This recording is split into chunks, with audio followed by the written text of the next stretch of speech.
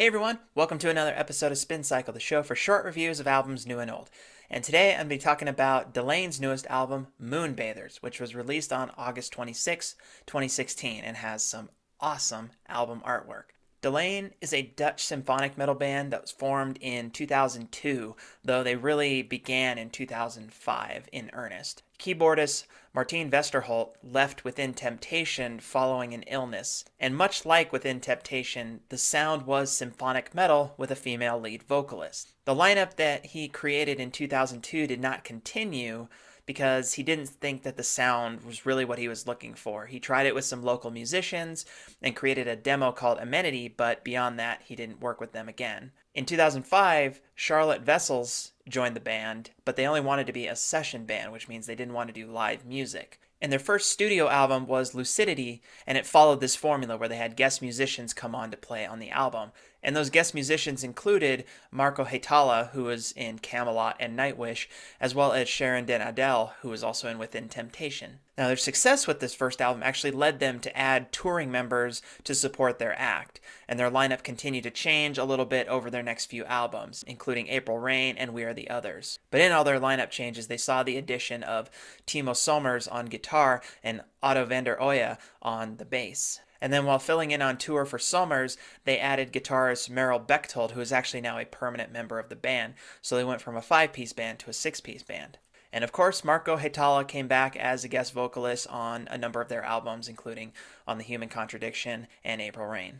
And following the release of The Human Contradiction, they've done some extensive touring to support that. And they've toured with bands like Sabaton and Nightwish, and they've done international tours with this as well. I was actually at that show last year with Sabaton, Delain, and Nightwish, and it was a phenomenal show, especially when Marco came out and sang on The Gathering. So Moonbathers is their 5th studio album following 2014's The Human Contradiction. The album has 11 tracks with a deluxe edition that features some live tracks and 2 orchestral versions of songs. 2 of the songs were featured on a 2016 EP called The Lunar Prelude, so some of them are already familiar. The album also includes a cover of the Queen song Scandal, and the theme of the album is death, but that was actually accidental after Vessels wrote the lyrics and found out there's this common theme that has to do with death. The album does not feature Marco Haitala, who's been a longtime collaborator, but we may yet see him again on a future album. So for guitarist Bechtold and drummer Ruben Israel, this was their first contribution to an album for Delain. It's also their second LP on Napalm Records after they left Roadrunner following We Are the Others. Delain has always had their own sound, even if they're kind of in the shadow of Within Temptation.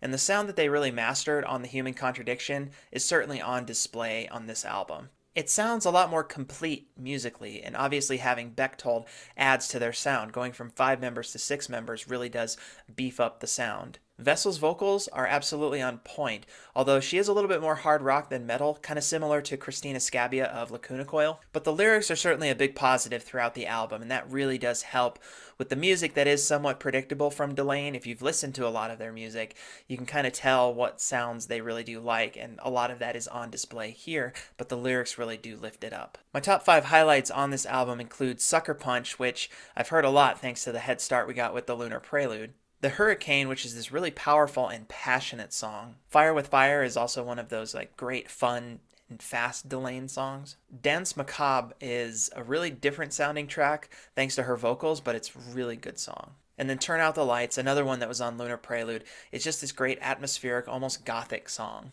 But my favorite song on the album has to be Hands of Gold, which opens the album. And that's because it also includes guest vocals from Alyssa White-Gluz of Arch Enemy. And it's because you get this contrast of her growling vocals with Charlotte's clean vocals, and it just works so well together. Overall, as a complete album, it's a solid listen. It doesn't stray much from the formula that Delain has developed over the past couple albums, but it's also a confident album, which is exactly what this band needs to become more of a household name on a wide scale.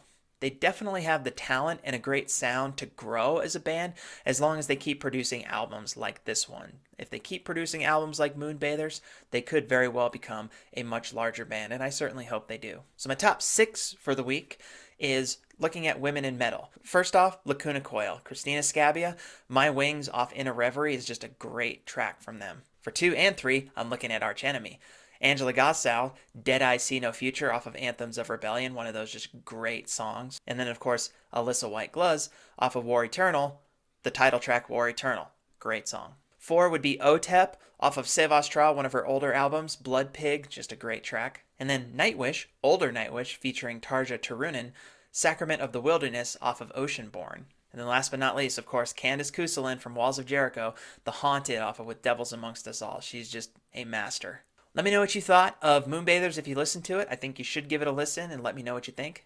And just a heads up, this is going to be my last review of the year. I am going to do a post-mortem of the year, but this will be my last actual review until January. And that does it for this episode of Spin Cycle. I'll see you guys next time. Bye-bye.